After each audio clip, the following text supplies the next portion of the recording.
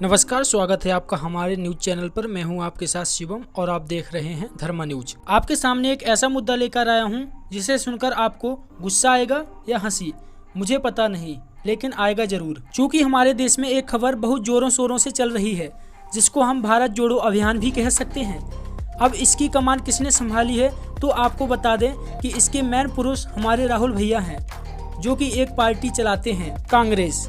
चूँकि कांग्रेस की सरकार में काफ़ी दिग्गज नेता हुए। सबसे पहले बात जवाहरलाल नेहरू जी की आती है, जिनके बारे में हमें बचपन से ही पढ़ाया गया है। इनका कारनामा भी बहुत अद्भुत है, जिन्होंने भारत को तोड़ने में अहम भूमिका निभाई है, जिसमें तिब्बत और बांग्लादेश अहम हिस्सा हैं। अब हम सीधे उड़कर आते हैं इंदिरा गांधी जी के पास। अब हम इतना इसलिए उड़ गए क्योंकि सबके बारे में बताने का टाइम नहीं, तो फिर कभी देखेंगे। तो भाई साहब, इंदिरा गांधी जी ने गायों और साधुओं की हत्या करने में, भारत तोड़ने में अहम भूमिका निभाई है। अब आते हैं राजीव गांधी जी की तरफ।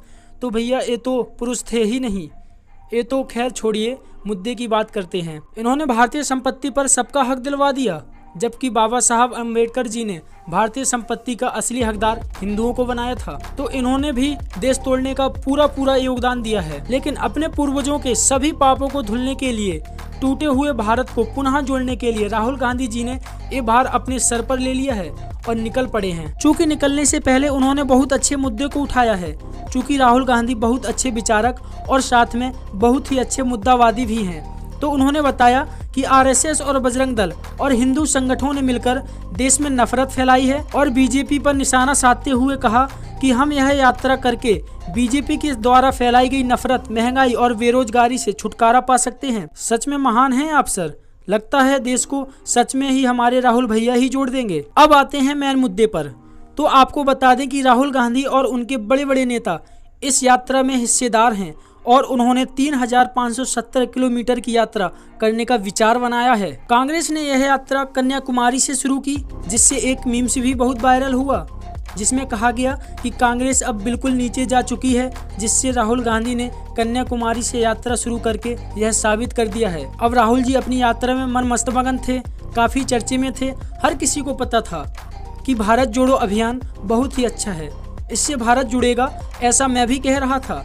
लेकिन जहां राहुल हो और वो काम बिना हिंदुओं को ठेस पहुंचाए हो जाए, ऐसा हो ही नहीं सकता। दरअसल बात कुछ ऐसी है कि जब राहुल गांधी शुक्रवार को तमिलनाडु से कन्याकुमारी गए, तो उनकी मुलाकात एक हद से ज्यादा पादने वाले इंसान से हुई। अब आप ये सोच रहे हैं कि ऐसा क्यों बोला मैंने ऐसा कहाँ बोला।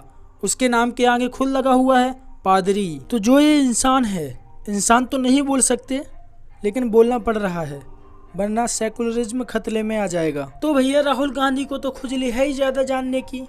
तो उन्होंने एक सवाल पूछा पादरी जॉर्ज पॉर्निया से कि जीसस क्राइस्ट ईश्वर का एक रूप है। तो पॉर्निया ने कहा, नहीं जी, ऐसा मत बोलो, जीसस भगवान का रूप नहीं, बल्कि जीसस ही भगवान है।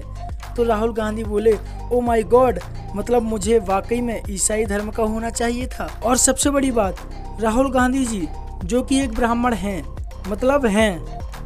मतलब बने हुए हैं, और वो हिंदू धर्म से हैं, मतलब बने हुए हैं। कुछ भी हो, सब लोग साथ रहो। ऐसा कोई नहीं कहेगा कि फिरोज खान के परिवार से हैं राहुल गांधी, वरना सेकुलरिज्म खतरे में आ जाएगा। अब राहुल जैसे एक महान और बहुत ज़्यादा पढ़े लिखे देश के आने वाले प्रधानमंत्री ऐसी सोच रखने वाले अपने सामने हो रहे हिंदू धर्म की बेइज्जती को हंसते हुए सहते रहे। इतना सहनशील इंसान आपने कभी नहीं देखा होगा। अब बात करें पादरी की, तो उसने कहा कि ईसा मसीह ही असली भगवान है और हिंदू धर्म में पूजे जाने वाले देवी देवता और निराकार शक्ति एक ढोंग है और दिखावा है। इससे लोगों को बेवकूफ बनाया जाता है। अब एक टुच्चा इंसान जिसका धर्म खुद आज से उत्पन्न हुआ है, वो हमारे धर्म के बारे में ऐसा बोल रहा है।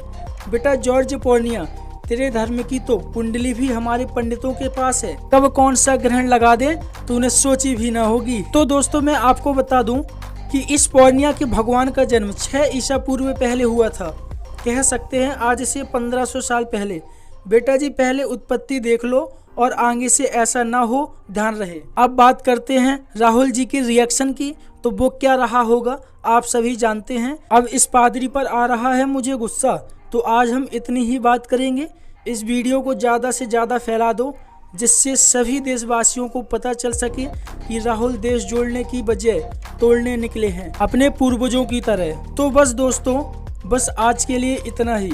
चैनल सब्सक्राइब कर लें जिससे ऐसी जानकारी सबसे पहले आपके पास पहुंचे। धन्यवाद। सनातन धर्म, संस्कृति, साधु संत, यही पहचान है हमारी। जय हिंद, जय भारत, जय श्री राम।